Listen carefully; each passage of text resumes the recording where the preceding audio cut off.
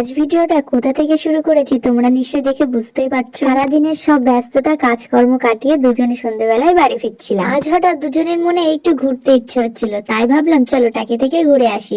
এই বর বলছিল চলো চা খাবো। আমি তো এমনিতেই চা খাই না, তাতে আবার বাইরে থেকে কিনে চা খাবো একদমই না। খেতে আমার ভীষণ ভালো লাগে। হঠাৎ দেখলাম এক দাদু ঘুগনির দোকান, চটপট চলে গেলাম। গরম গরম ঘুগনি খুব টেস্টি। চা ভাত দিয়ে ঘুগনি খেয়ে নিলাম। খাওয়া দাওয়ার পর্ব শেষ করে এবার বাড়ির দিকে ফিরছিলাম, আর হঠাৎ করে এই দোকানটা আমার চোখে পড়ে গেল। আমরা চট করে দাঁড়িয়ে পড়লাম। এখন ফেসবুক খুললেই রিয়েল মোবাইল আবার এই দোকানের ভিডিওটা কিন্তু কম বেশি সামনে চলে এসেছে। একদিন ইচ্ছে ছিল এই দোকানে গিয়ে মোমো খেয়ে আসবো। তো দোকানের সামনে দুজনে দাঁড়িয়ে পড়েছিলাম আর কি খাবো সেটাই ডিসাইড করছিলাম, কিন্তু মোবাইল আবার দোকানে এসেছি, মোমো খাবো না এটা কখনোই সম্ভব না। চটপট এক প্লেট মোমো অর্ডার করে দিয়েছিলাম। দোকানটা যে দাদার, ওই দাদাই কিন্তু সার্ভ করছিল। দাদার ব্যবহারও কিন্তু বেশ ভালো। এখানে যেটা দেখলাম প্রচুর খাবারের লিস্ট রয়েছে। এটা এই জায়গাটা বসে খাওয়ার জন্য বেশ সুন্দর ডেকোরেশন করেছে, আমার তো বেশ ভালো লেগেছে। দেখো কতগুলো খাবারের লিস্ট করা, সবগুলোর কিন্তু দাম দেওয়া রয়েছে। এট লাস্ট মোমো চলে এসেছে। সামনে এত সুন্দর খাবার দেখে কি বসে থাকা যায় বলো? দোকানটার স্পেস হয়তো ছোট হতে পারে, কিন্তু খাবারের কোয়ালিটি গুণগত মান অনেকটাই বেটার। এই দোকানের ওই দাদাটা আমাকে বলেছিল দিদি তোমার পেজের নাম কি? ওখানে আমি ছোট একটা ব্লগ বানাচ্ছিলাম। দাদাটা বললো খেয়ে একটু রিভিউ দিও। শুধু একটাই কথা বলবো, যারা টাকিতে বেড়াতে এসেছে অথচ এই দোকানে এখনো মোমো খাওনি, তারা অবশ্যই একবার খেয়েছে। ওভারঅল সবটাই ভালো, তবে চাটনিটা বেশ